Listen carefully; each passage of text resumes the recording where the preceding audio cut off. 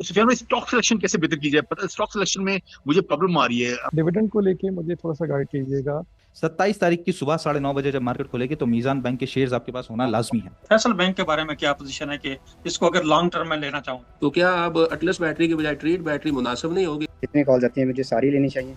92 से 96 ये रेट आप लिख लीजिए, अपने पास सामने रख लीजिए। साल के 17 live zoom sessions, swing trade and investment calls और एक्सपर्ट ट्रेडिंग डेस्क आपको मिलेगी स्विंग विद सुहेल में। आपने सिर्फ व्हाट्सएप करना है 0336 2444466 पर। अस्सलाम वालेकुम। वालेकुम सलाम। सर ऐसे है कि मेरा एक जनरल सवाल है जो ओवरऑल सिनेरियो पे है, पूरी जो आजकल चल रहा है मार्केट के एनालिसिस के हवाले से। मैं ये पूछना चाह रहा हूँ कि जैसे मार्केट में बहुत ज़्यादा नॉइज है कि इट्स गोइंग टूवर्ड्स 141 140, और जैसे ऑयल प्राइसेस बहुत ज़्यादा हाई हो रही हैं और एक कंसिस्टेंट 100 प्लस पे है, आप मुझसे बेहतर जानते हैं, तो उससे इन्फ्लेशनरी इम्पैक्ट भी आएगा। तो जस्ट मैं आपसे एक जनरल ओवरव्यू जानना चाह रहा था, क्या हमें यहाँ से एग्जिट कर देना चाहिए या पेशेंस के साथ बैठना चाहिए? क्या स्ट्रैटेजी होनी चाहिए? एक जनरल क्वेश्चन है ये, बस सिंपल। बिल्कुल ठीक है, बिल्कुल ठीक है, इसका मैं जवाब थैंक देता हूँ। उससे पहले सवाल मेरा ये है, आप एज अ ट्रेडिंग पर्सपेक्टिव पूछ रहे हैं या इन्वेस्टमेंट पर्सपेक्टिव पूछ रहे हैं? आप यू। इन्वेस्टर हैं या एक्चुअली ट्रेडर हैं? एक्चुअली मेरे दो पोर्टफोलियोज हैं। मैंने अपने हम्म, कैपिटल को टू में डिवाइड किया हुआ है। 50% इन्वेस्टमेंट है, 50% ट्रेडिंग। बिल्कुल ठीक है। ट्रेडिंग किस जी तरह भाई। करते हैं आप? स्विंग करते हैं या डे ट्रेडिंग करते हैं स्विंग या swing intraday? Swing swing swings, करते हैं आपकी जो स्विंग होती है लॉन्ग स्विंग, उस तरह, बिल्कुल बिल्कुल मारदार ठीक। नहीं। और इन्वेस्टमेंट किस तरह करते हैं? कब से कर रहे हैं, किस इन्वेस्टमेंट तरह भी कर रहे हैं? जो लॉन्ग टारगेट है, जो जिसमें एसआईपी टाइप तो नहीं है, वो एसआईपी टाइप हम्म, नहीं है, लेकिन जो फंडामेंटली स्ट्रॉन्ग शेयर्स हैं उनमें मेरी जी जी। होल्डिंग। अब कब से हैं ये होल्डिंग्स? और इसको हो गए हैं कोई 3 एक साल तो हो गए हैं। पहले लॉस किया था, फिर सही है, टॉकिफाई में बिल्कुल आके सही। कुछ थोड़ा रिकवर किया। बिल्कुल सही, बिल्कुल ठीक है। अच्छा, ट्रेडिंग के पर्सपेक्टिव और इन्वेस्टमेंट दोनों से मैं आपको गाइड कर देता हूँ। इन्वेस्टमेंट में जी तो प्लीज। देखिए, इन्वेस्टमेंट में क्या होता है कि पहले 3 साल तकरीबन जब आपको होगा, उस दौरान पिछले 3 साल से अगर मैं कहूँ तो सिनेरियो बहुत अच्छा है, मुल्क का भी बहुत अच्छा, मईशत का भी बहुत अच्छा, और इसके अलावा मार्केट का भी बहुत अच्छा। तो एक बड़ी ज़बरदस्त ग्रोथ मार्केट के अंदर हमें नजर आई है। और बिल्कुल उस ऐसे। हिसाब से ज़ाहिर है बीच में कभी कभार कुछ सिनेरियोज ऊंच नीच चलते रहते हैं। जस्ट लाइक अगर जी मैं बात करूं, कोविड के बाद एक ज़बरदस्त किस्म का जो बड़ा जंप आया था मार्केट में, तो फिर हमने देखा कि यूक्रेन रशिया वॉर शुरू हुई और उसके बाद एक कमोडिटी साइकिल शुरू हुआ, जिसकी वजह से दोबारा एक चोक डाउन वाली सिचुएशन हमें नजर आई। उस दौरान ऐसे। क्या कर रहा होता है, जब वक्ती तौर पे वो जो एक सिचुएशन होती है, जस्ट लाइक अभी जो आजकल चल रही है, ऑयल की बात कर लीजिए आप, या इन्फ्लेशन हम्म। आपने कहा, या वॉर की सिचुएशन है, उस दौरान करंट हालात को देखते हुए, सिनेरियोज को देखते हुए, आप उस इन्वेस्टमेंट पोर्टफोलियो को थोड़ा सा रीशफल करते हैं। सेंस कि आप अगर आप जो स्टॉक्स लिए हुए होते हैं, कभी कभार ऐसा होता है कि बहुत अच्छे खासे डिप के ऊपर दोबारा मिल जाते हैं, जस्ट लाइक आपको, या फिर जब पिछले दिनों लोअर लॉक्स लग रहे थे, पिछले महीनों की मैं बात करूं, मार्केट 142 के करीब आ गई थी, स्टॉक्स बहुत ज्यादा डाउन जी हो गए थे। बिल्कुल। एंग्रो एच हो गया, या एफएफसी, या मीज़ान बैंक, इस तरह के जो आपके फंडामेंटली स्ट्रॉन्ग स्टॉक्स हैं, उनके अंदर आप दोबारा एक बाइंग की अपॉर्चुनिटी बनाते हैं। तो स्टॉक का पोर्टफोलियो ठीक आपका है। वो बाइंग के हिसाब से नीचे रीशफल हो रहा था, क्योंकि बेसिकली इन्वेस्टमेंट इस तरह की ही है कि इन्वेस्टमेंट के अंदर इस वाले सिनेरियो के अंदर बहुत अच्छा मौका होता है, और हमेशा हम यही बताते हैं कि जो ब्लड ऑन द बाथ होता है, मतलब ब्लड स्ट्रीट पे होता है, जी उस वक्त इन्वेस्टर जमा करता है, तो वो आपके लिए जमा करने का बड़ा अच्छा टाइम होता है। और इन्वेस्टमेंट का पोर्टफोलियो के अंदर एक बात ये भी आती है कि आपने लॉन्ग टर्म तो रखा हुआ है, लेकिन लॉन्ग टर्म में आपके क्या गोल्स हैं, मतलब कितने वक्त तक लॉन्ग टर्म है? कहीं ना कहीं तो वो जाके खत्म होगा, कोई एक एंड पॉइंट तो उसके अंदर भी होता है इन्वेस्टमेंट के अंदर, कि यार अब जाके इस रेट पे मैंने निकल जाना है, या इस अरसे में मैंने निकल जाना है। फॉर एग्जांपल, आपने 3 साल की इन्वेस्टमेंट की है, अब 3 साल में आपने एक गोल बनाया था कि 3 साल में मैं 35-30% रिटर्न लेके अगर मार्केट से निकलता हूँ, एवरेज अगर बना के सही तरीके से, तो अगर वो आपका 1 साल में भी पूरा हो गया तो वेल एंड गुड, आप वहां पे अपना गोल पूरा करके निकल जाएंगे, तो वो 3 साल तक आप उसको मजीद कंटिन्यू नहीं करके चलेंगे। तो इन्वेस्टमेंट आपकी सही। गोल ओरिएंटेड होती है। जहां तक बात रही आपकी ओके। ट्रेडिंग की, और ट्रेडिंग के अंदर इस तरह के सिनेरियोज के अंदर, या कैसा भी सिनेरियो हो मार्केट के अंदर, कैसी भी कैसी भी मार्केट चल रही हो, उसके अंदर आपने खासतौर पे स्विंग ट्रेडिंग के अंदर कोशिश यही करनी होती है। स्विंग ट्रेडिंग में तो एक थोड़ा सा एक पर्सपेक्टिव लंबा होता है, उस ट्रेडिंग का जो एक टाइम होराइजन होता है वो थोड़ा महीना सा दो लंबा होता है। महीने भी चलक जी देते जी, हैं। महीने 2 महीने भी चल जाता है, कभी कभार हफ्ते के अंदर भी आपके टारगेट हिट हो जाते हैं। लेकिन उसके अंदर एक स्टॉप लॉस भी होता है। ज़ाहिर है ट्रेडिंग का मकसद ही यही है, आपने बेचना है। अब वो जरूरी नहीं कि ऊपर ही बेचना है, आपने नीचे भी आपने बेचना है, ज़ाहिर है। तो कहीं ना कहीं हाँ फिर जी। वो जब मार्केट शार्प डिप लेती है, जस्ट लाइक जैसे अगर आप बात करें कि 140 चले जाएगी, तो अगर वो कोई ना कोई एक स्टॉप लॉस डिफाइंड होता है। जस्ट लाइक पिछले हफ्ते हम हफ्तानामा में बात कर रहे थे कि 169,500 का एक अच्छा स्टॉप लॉस है। अब वो टूटा है तो उसके बाद करीबन 3-4 हज़ार पॉइंट मार्केट नीचे ही खड़ी हुई, तो वो हमारा स्टॉप लॉस वहाँ पे हो चुका। अब हम इंतजार करेंगे, कहीं ना कहीं दोबारा बाइंग की अपॉर्चुनिटी बनेगी तो दोबारा बाइंग करेंगे। तो ट्रेडिंग में तो फिर आप निकलते उतरते चढ़ते रहते हैं। इन्वेस्टमेंट में आप रीशफल करते हैं और अपने गोल के हिसाब से चलते हैं। अगर गोल आपका अचीव हो गया, टारगेट हिट हो गया वहां पे इन्वेस्टमेंट के अंदर भी विद इन अ ईयर, तो वहां आप फिर निकल जाएंगे। अस्सलाम वालेकुम सलाम। जी, मेरा छोटा-सा सवाल है। तो मैं बेसिकली लॉन्ग टर्म इन्वेस्टमेंट के हवाले से पूछ रहा हूँ। मेरे पास 2 पोर्टफ़ोलियो है। एक तो मेरे पास पीएसएक्स का अपना एक पोर्टफ़ोलियो है और दूसरा मेरा म्यूचुअल फंड का पोर्टफ़ोलियो है। दोनों मैंने लॉन्ग टर्म के लिए ट्रेडिंग के लिए लॉन्ग टर्म इन्वेस्टमेंट के लिए सोचे हुए हैं। तो बस मेरा यही है कि मैंने बाइंग अपनी स्टार्ट की थी लास्ट नवंबर से और उसके बाद से जब मार्केट अप गई थी तो बीच में मैंने बाइंग करते-करते ऑलमोस्ट 190 जब टच किया था उसने, तो वहाँ पे जाके फिर मैंने रोक दी थी अपनी इन्वेस्टमेंट करना। अब मेरा मसला ये है कि अब क्योंकि डिप आ गया है इतना सब, तो मेरा पोर्टफोलियो अभी लॉस में है आई थिंक 22,000 ओवर 12-13 लाख रुपए के ऊपर। तो मुझे ये है कि मेरा लॉन्ग टर्म इन्वेस्टमेंट प्लान है, तो अगर मैं अभी क्या कुछ ट्रेडिंग करके अपना शफ़ल करूँ पोर्टफ़ोलियो या फिर मैं इसको होल्ड करूँ? क्योंकि मेरा लॉन्ग टर्म पर्सपेक्टिव की जो कंपनीज़ हैं, वो एफएफसी है, हबको है, मीज़ान है और ओजीडीसी है, ये सब बड़े-बड़े मैंने रखे हैं, क्योंकि उनसे अभी मुझे डिविडेंड्स भी अभी क्योंकि रिज़ल्ट सीज़न चल रहा है, तो डिविडेंड्स भी आ रहे हैं। तो मैं उसमें हवाले से बैलेंस ऑफ करा है कुछ थोड़ा-सा डिविडेंड इनकम और लॉस को मिला के, तो नेट मेरा 10,000 शायद रुपीज़ का लॉस होगा अभी। लेकिन मुझे ये पूछना है कि मैं अपना पोर्टफ़ोलियो अभी स्टेबल रखूँ, कोई इसमें एक्टिविटी ना करूँ या फिर मैं कुछ चेंजेज़ करने की कोशिश करूँ ओवर द टाइम? बिल्कुल ठीक है। अच्छा, आपने जो इन्वेस्टमेंट करी है पीएसएक्स में और म्यूचुअल फंड में, वो कब से शुरू की? कितना वक़्त हुआ उस बात को? ये नवंबर से ही मैंने स्टार्ट किया था। नवंबर से, बिल्कुल ठीक है। पीएसएक्स में मैंने नवंबर का अकाउंट खोला था और मेरा म्यूचुअल फंड का अकाउंट ऑलमोस्ट अक्टूबर या सितंबर में खुल गया था मेरा। बिल्कुल ठीक है, बिल्कुल सही है, बिल्कुल सही है। अच्छा, इसमें जो आप लॉन्ग टर्म की बात कर रहे हैं, तो वो लॉन्ग टर्म का क्या आपने सोचा हुआ है? लॉन्ग टर्म मतलब मैं 3 साल में बेचूँगा, 2 साल में बेचूँगा या नहीं, पर्सनल मैं क्या आपने कोई परसेंटेज बनाया हुआ है? एटलीस्ट 5 टू 10 इयर्स का मेरा प्रोग्राम है। मतलब 5 इयर्स के बाद हाँ। मैं ख को एनालाइज़ करूँगा, बट ये है। फिर तो कोई इश्यू नहीं, फिर तो आपको बिल्कुल जो है वो साथ-साथ थोड़ा बहुत रीशफ़ल करना चाहिए और मार्केट के हिसाब से देखें, सबसे बड़ा क्या फ़ायदा है आपको, जो आपने कंपनीज़ गिनवाई हैं, वो ब्लू चिप्स हैं। मार्केट 140 तक गई, उस वक़्त आपका जो अनरियलाइज़्ड लॉस होगा वो अच्छा खासा दिखा रहा होगा। लेकिन जैसे ही रिकवर हुई, बड़ी स्पीड से आपके पैसे भी रिकवर हो गए और जितना लोग इस वक़्त नज़र आता है कि भई फँसे हुए हैं, परेशान हैं, उस तरह आप इतने परेशान नहीं हैं, 12-13 लाख पे 10,000 इज़ नथिंग, कोई ऐसी बात नहीं है। और यस। सबसे बड़ी बात ये है कि अगर ये 10,000 भी हैं और आप कुछ भी ना करें, तो अगले क्वार्टर में फिर डिविडेंड आ जाना, उसके अगले क्वार्टर में फिर डिविडेंड आ जाना। तो at the end of the day मतलब साल के आखिर में आप फिर प्रॉफिट में ही खड़े हैं। मतलब कुछ ना कुछ आपके बचत होगी या बराबर-बराबर चल रहा होगा ऐसे हालात में भी। तो सबसे बड़ा फ़ायदा इन्वेस्टमेंट का, और जिस जिस तरह आप 5 से 10 साल लेके चल रहे हैं, मतलब इतना बड़ा होराइज़न है आपका और अच्छी कंपनी चुन रहे हैं, तो मैं नहीं समझता कि आपको बिल्कुल भी इसमें परेशान होने की ज़रूरत होनी चाहिए।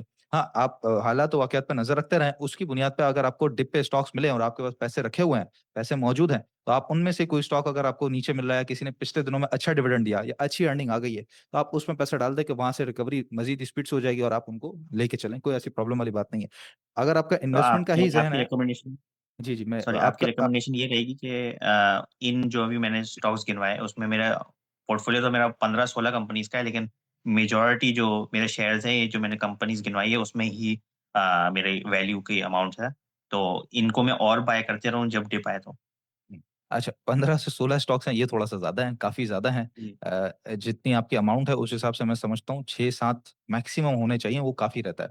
उसको थोड़ा मैनेज जी। करना भी आसान होता है। अब अगर आप 15-16 में अब मैनेज करने जाएँगे कि मैं 15-16 में से किसको चूज़ करूँ, तो मुश्किल होगा आपके लिए काम। लेकिन वही अगर जी। 5-6 कंपनीज़ होंगी तो आपके लिए आसान होगा कि यार 2 आज ले लेते हैं, 2 अगले महीने देखते हैं, उसके बाद 2 अगले महीने देखते हैं, तो 6 स्टॉक्स बैलेंस होके आराम से आ जाएँगे आपके पास। जी, अस्सलाम वालेकुम। मेरा वालेकुम आपसे अस्सलाम। मेरा आपसे ये सवाल है एक्चुअली कि डिविडेंड को लेके मुझे थोड़ा-सा गाइड कीजिएगा। फॉर एग्ज़ाम्पल अगर मैंने कोई स्टॉक लिया हुआ है, वो 1000 स्टॉक मतलब 10 लाख रुपए के मैंने फॉर एग्ज़ाम्पल स्टॉक लिए हुए हैं हुँ, हुँ। और डिविडेंड के टाइम जस्ट आने से पहले फॉर एग्ज़ाम्पल अगर मैंने उसमें से 5 लाख की मैंने ट्रेड कर दी है फॉर एग्ज़ाम्पल और रिमेनिंग 5 लाख हैं मेरे। तो क्या डिविडेंड उन रिमेनिंग पैसों पे भी मिलता है या वो जो फिक्स अमाउंट मतलब उस क्वार्टर टू क्वार्टर चलना चाहिए डिविडेंड लेने के लिए, वो थोड़ा-सा मुझे प्लीज़ गाइड कीजिएगा? डिविडेंड के हवाले से एक्स डेट होती है सबसे इम्पोर्टेंट। एक्स डेट को ही आपने ध्यान में रखना है। 10 लाख का शेयर है, 5 लाख ट्रेड कर लिया, 5 लाख छोड़ दिया, ये ऐसी कोई बात नहीं है, इसको सबको ध्यान से निकाल दें। एक्स डेट है। मिसाल के तौर पे कल मीज़ान बैंक का रिजल्ट आता है और मीज़ान बैंक कहता है कि भाई मैं, और कल तारीख है 17 और मीज़ान बैंक कहता है कि 27 तारीख को इसने एक्स हो जाना है। 27 तारीख की सुबह 9:30 बजे जब मार्केट खुलेगी तो मीज़ान बैंक के शेयर्स आपके पास होना लाजमी है। अब वो 1 शेयर हो, 1000 शेयर हो या 1 लाख शेयर हो या 1 करोड़ शेयर, जितने भी शेयर्स हैं आपके पास, उसके ऊपर 2 रुपए का डिविडेंड फी शेयर के हिसाब से आपको मिल जाएगा। 27 तारीख का एक्स डेट है, 27 तारीख की सुबह 9:30 बजे खुलते साथ ही मार्केट के अंदर आपके पास शेयर होना चाहिए। 9:32 पे मार्केट खुली, आपके पास शेयर मौजूद है। 9:35 पे आपने शेयर टोटल बेच दिए, सारे जीरो कर दिए, तो भी आपको डिविडेंड मिल जाएगा, क्योंकि जब मार्केट खुली थी एक्स डेट वाले दिन तो आपके पास शेयर मौजूद था। बस आपने एक्स डेट को ध्यान में रखना है, नथिंग एल्स। अस्सलाम वालेकुम। वालेकुम अस्सलाम।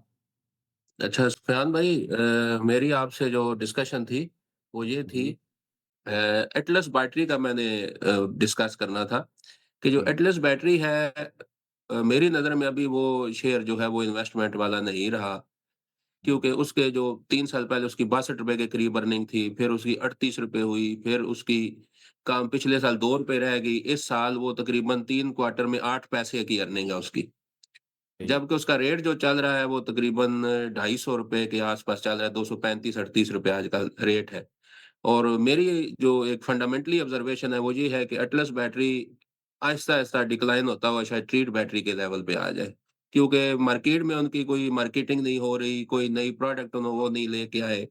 किसी किस्म का, यानी कि आप अब मार्केट में जाएँ ना, हर किस्म की आपको बैटरी नज़र आ जाएगी दुकानों पे, एजीएस की बैटरी नज़र नहीं आएगी। तो उनकी सिर्फ़ प्रोडक्ट जो है वो जो उनकी अपनी गाड़ियाँ हैं, उन्हीं में उनकी एटलस बैटरी की चल रही है प्रोडक्ट, बाकी की कोई उनका कोई मार्केट में कोई हिसाब-किताब नहीं है।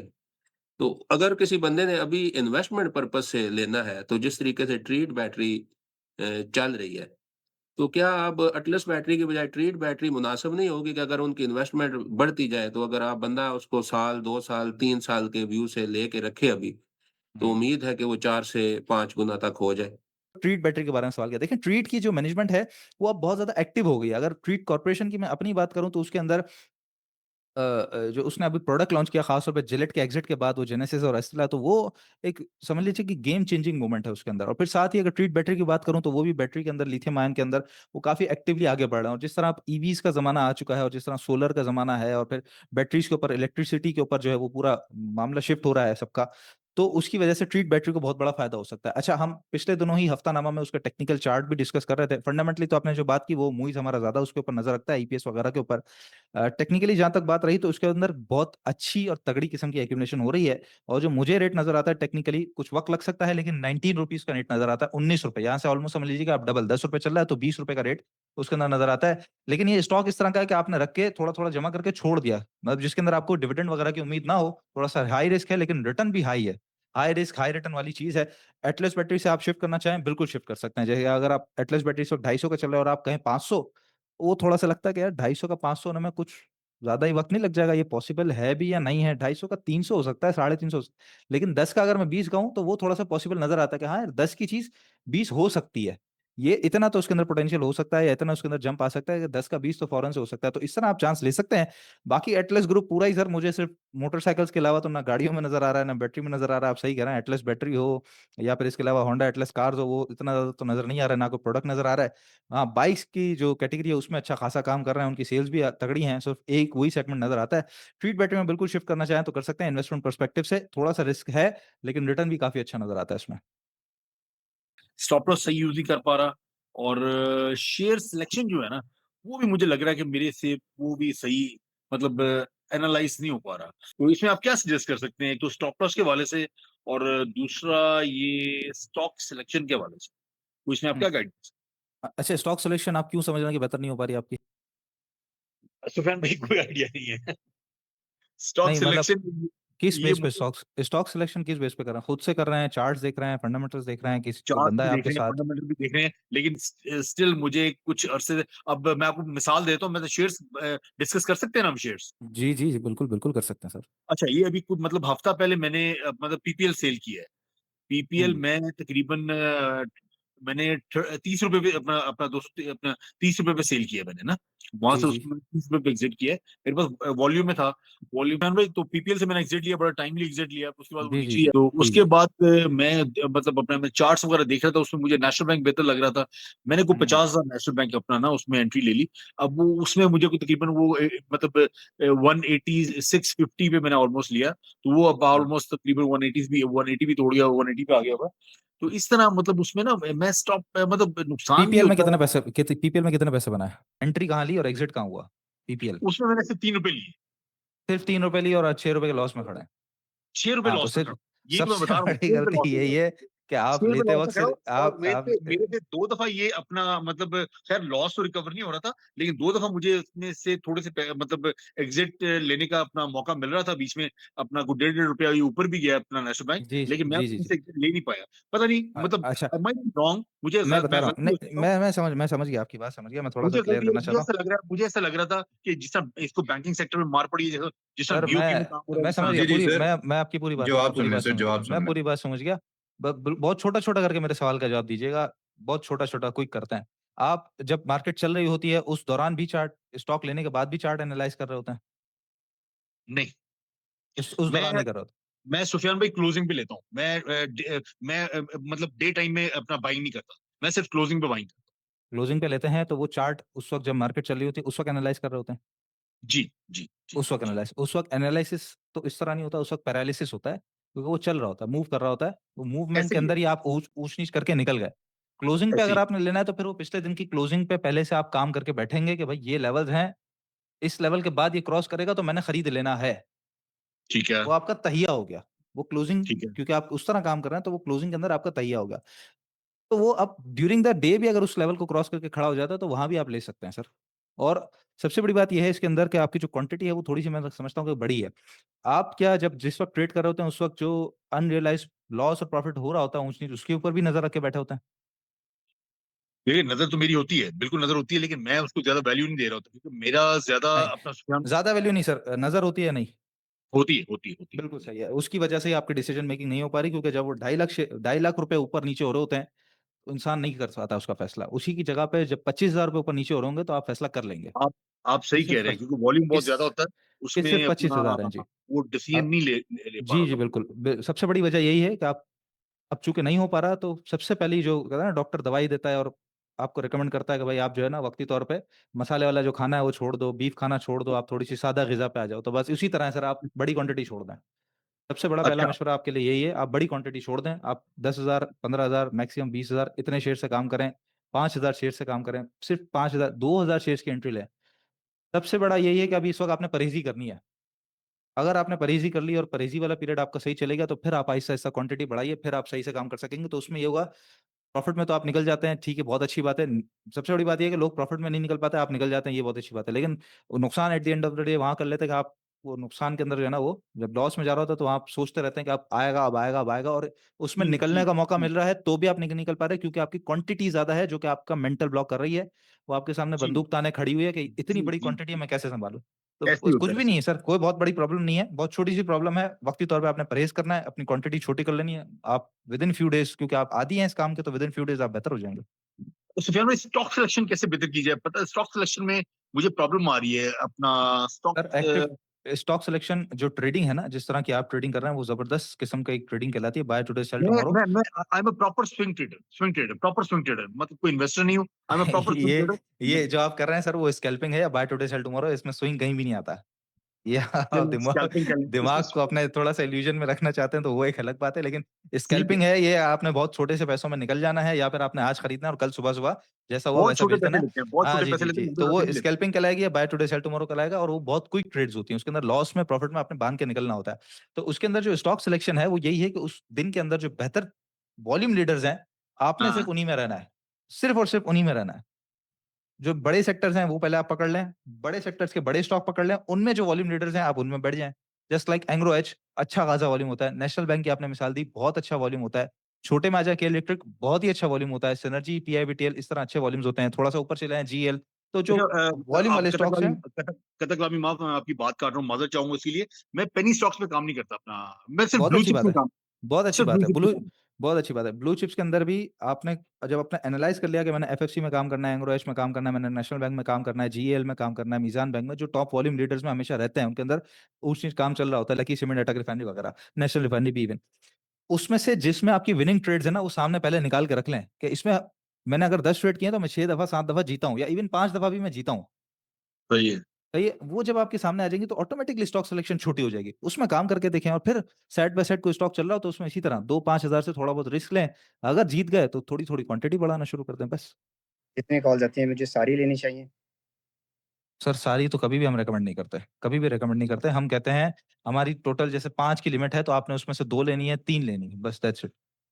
अगर आप 5 भी लेते हैं, अगर आप 5 भी लेते हैं तो उसके अंदर बराबर पैसा आपका, सबके अंदर बराबर पैसा डिवाइडेड होगा। जैसे 10 लाख है तो 5 के अंदर बराबर वो पैसे 2-2 लाख करके डिवाइडेड होंगे। इस तरह से आप काम करें, लेकिन मैं रेकमेंड नहीं करूंगा। आप चूंकि नए हैं, बिल्कुल ही अभी ज्वाइन किया आपने, तो आप 1 से 2 कॉल्स लें, इससे ज्यादा ना लें, और उसके अंदर भी बहुत ही छोटी मिनिमम क्वांटिटी से काम करें। जी शुक्रिया। जी अस्सलाम वालेकुम। वालेकुम अस्सलाम। सुफियान साहब, मेरा आपसे 2-3 क्वेश्चन है। एक तो ये कि जी जी मैंने पीएसओ का शेयर लिया हुआ है तकरीबन 485 पे, और हम्म वो अब तकरीबन 350 पे आ गया है।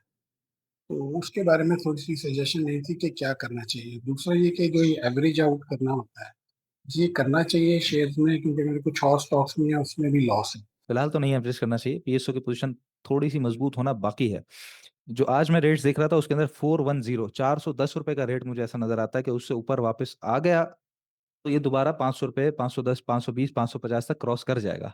अगर तो ना आया तो थोड़ा सा यहीं पे मजीद कंसोलिडेट करेगा, थोड़ा मजीद टाइम लेगा, 3 से 4 महीने, 5 महीने लग सकते हैं। अगर मार्केट ने साथ दिया तो जल्दी भी रिकवर हो सकता है, लेकिन अगर इसी तरह जिस तरह वो चल रहा है तो 3 से 5 महीने लग सकते हैं कि इस रेंज में मजीद कंसोलिडेट करे। तो थोड़ी अगर इसी रेंज मजबूत हो जाती है तो फिर आप एवरेज कर सकते हैं, या फिर 410 का इंतजार करें। अगर वो क्रॉस करके सस्टेन हो जाता है तो फिर आप ऊपर एवरेज कीजिएगा उसको। अस्सलाम वालेकुम। वालेकुम अस्सलाम।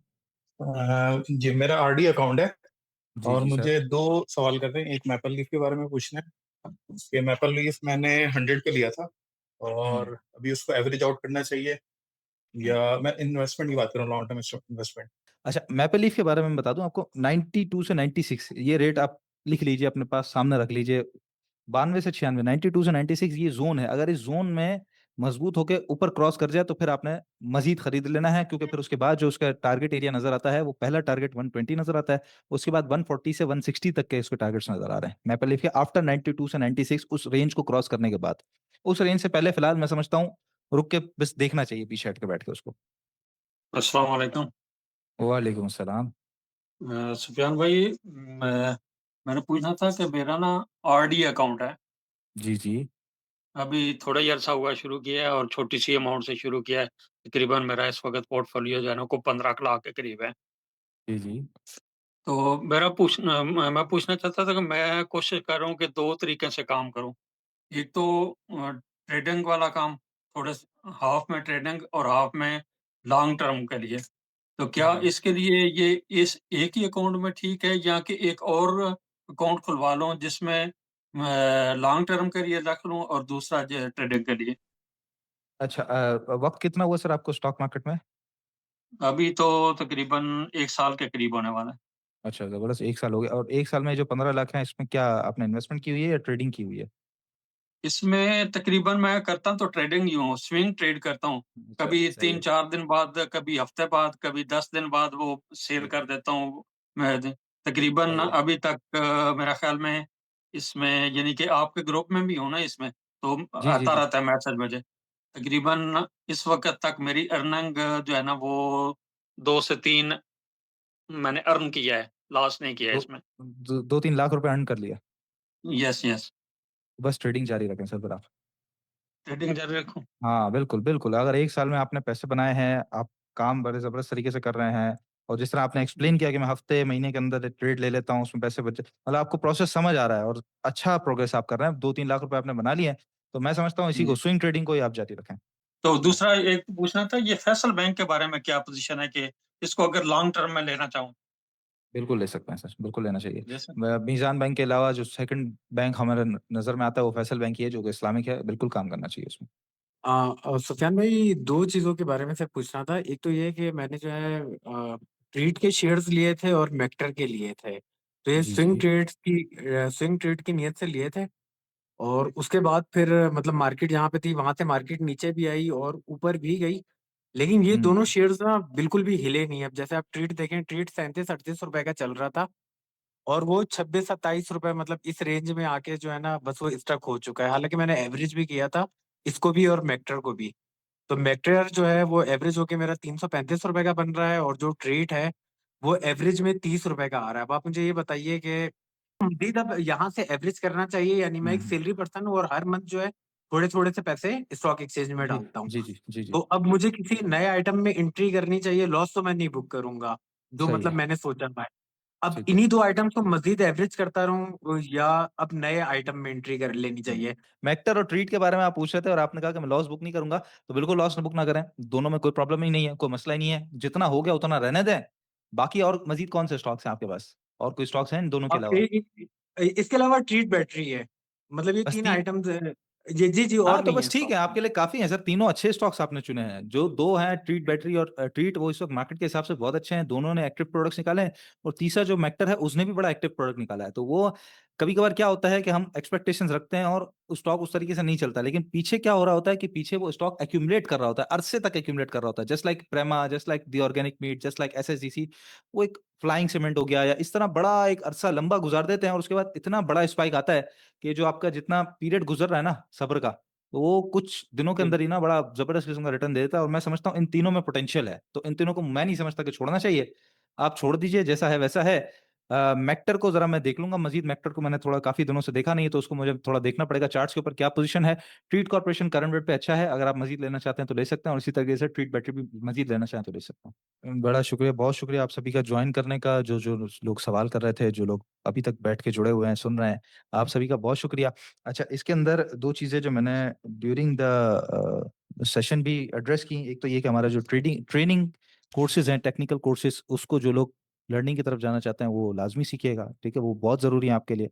किसी मेंटर का होना, उस्ताद का होना, फिर साथ वो कम्युनिटी भी चलती है ना, उसके साथ जो डॉक्टर साहब के स्टूडेंट्स हैं, वो उनके ग्रुप में भी आते हैं और वो साल-साल रहते हैं। तो वो आपके लिए बड़ा ज़रूरी है, अगर आपने प्रॉफ़िट के अंदर आगे बढ़ना है, इस फ़ील्ड के अंदर आगे बढ़ना है, तो वो आपके लिए बड़ा ज़रूरी है। दूसरा कि आप अ स्टॉकिफ़ाई के साथ अकाउंट नहीं है, लेकिन सर्विसेज़ ले रहे हैं और पसंद भी आ रही हैं, ज़ाहिर है जब भी सर्विसेज़ ले रहे हैं और अभी तक मौजूद हैं, तो कोशिश कीजिए कि हमारे साथ अकाउंट ज़रूर खुलवा लीजिए, ठीक है? बड़ा आसान प्रोसेस है, ऑनलाइन हो जाता है और उसके अलावा पोर्टफोलियो एडवाइज़री की सर्विसेज़ इंशाल्लाह जल्द हमारी शुरू हो रही हैं, जो वन ऑन वन एडवाइज़री है, जो काफ़ी सारे लोग चाहते भी हैं ये, तो वो भी जल्द शुरू हो रही है, तो उसके लिए भी राब्ता ज़रूर रखिएगा। हमारा कस्टमर सपोर्ट का नंबर है, हमारा इसके अलावा जो ट्रेनिंग कोर्सेज़ के लिए नंबर है, राब्ता ज़रूर किया कीजिए और साथ ख़ास तौर पे जितने क्लाइंट्स हैं, जितने ग्रुप मेंबर्स हैं, एक चीज़ को आप मान लीजिए कि जो ग्रुप के ऊपर जितनी चीज़ें आ रही हैं, उसको ज़रूर फ़ॉलो करें, एक्टिवली फ़ॉलो करें, वो आपके लिए बड़ा ज़रूरी है। और कोई भी चीज़ आपने पूछनी है या कोई चीज़ अपनी बात एड्रेस करनी है, तो हमारे जो ट्रेडिंग डेस्क के नंबर हैं या फिर कस्टमर सपोर्ट के नंबर है, वहाँ आप अपना मैसेज छोड़ सकते हैं। इंशाल्लाह टीम आपको जो है वो सर्विस प्रोवाइड करेगी, जो भी आपका सवाल है, जो भी कंसर्न है, जो भी शिकायत है, उसको दूर किया जाएगा, उस तरीके से चलेंगे। आपका फीडबैक बड़ा इंपॉर्टेंट होता है जी हमारे लिए, तो वो ज़रूर दीजिएगा। इंशाल्लाह ये वीडियो यूट्यूब पे भी लगेगी, तो वहाँ पे भी आपके कुछ कमेंट्स वगैरह हो, तो वो भी ज़रूर पूछिएगा, तो कोशिश करेंगे आगे आने वाली वीडियोज़ में इस तरह चलता रहे और साथ यूट्यूब को ज़रूर जॉइन कर लीजिए, सोशल मीडिया पे हमारा जॉइन कर लीजिएगा। नेक्स्ट फिर इंशाल्लाह ज़ूम सेशन आपका टीम मेंबर्स के साथ जिसके साथ भी होगा, तो फिर वो भी ज़रूर जॉइन कीजिएगा।